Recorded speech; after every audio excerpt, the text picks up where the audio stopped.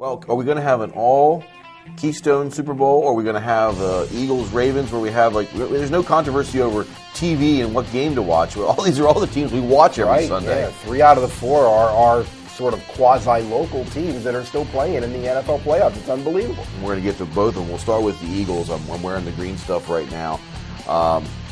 We weren't shocked that the Eagles won on Sunday, but we could have seen the Giants win that too.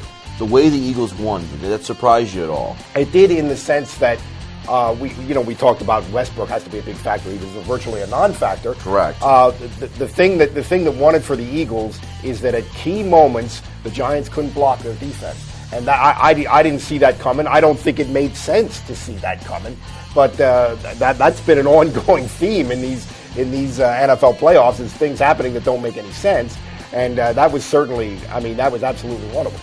Interesting. The Eagles, just like the Phillies, I think the Phillies win the World Series, and that was a team that still had some flaws. I think very similar situations. Yeah, both teams, as we look at it, eerily so. We have a critical eye on this, and sometimes fans go, "Why? Just enjoy it."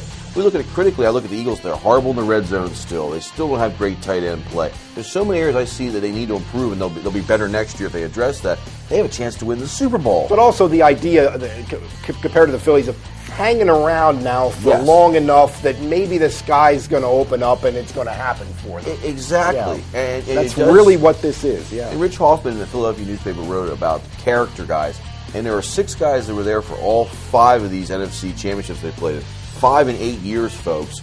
It's McNabb, it's Akers, it's Trey Thomas, it's Runyon, and it's Brian Dawkins and Brian Westbrook. 6 guys. Very that's impressive it. that you were able to reel those numbers. Yeah.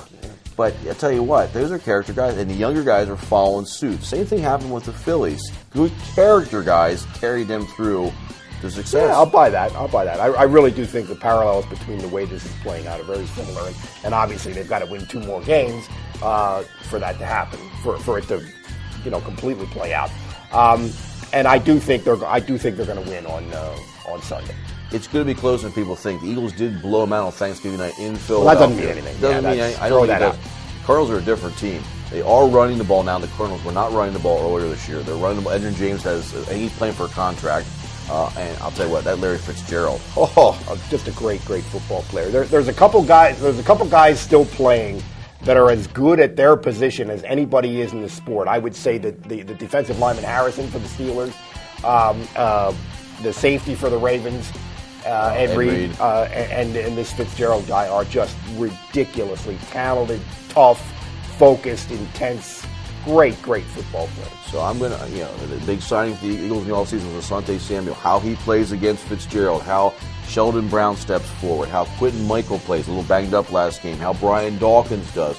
The secondary for the Eagles is going to be a big factor this game, and the pass rush. I was just going to say, pass rush is the key to making life easier for that secondary. Much different game plan than it was the first 2 playoff games for the Eagles, where they were playing ground-oriented teams.